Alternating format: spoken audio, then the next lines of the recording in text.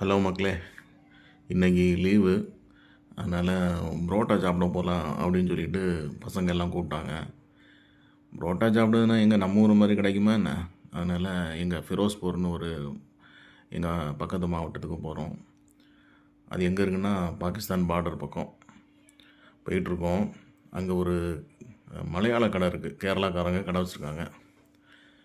அதனால் அந்த கடையில் போயிட்டு நம்ம கேரளாவில் உள்ள திங்ஸ் எல்லாமே கிடைக்கும். சவுத் இண்டியன் திங்ஸ், முறுக்கு, அது இது, மர்ச்சினி கிழங்கு, கருப்பட்டி, என்னெல்லாம் உண்டோ நம்ம சவுத் இந்தியாவில் உள்ளது எல்லாமே கிடைக்கும். புரோட்டாவும் கிடைக்கும். போயிட்டு நல்லா சாப்பிட்டுக்கிட்டு திருப்பி வீட்டுக்கு வருவோம் அப்படின்னு சொல்லிட்டு நாங்கள் கிளம்பி வந்துட்டே இருக்கோம்.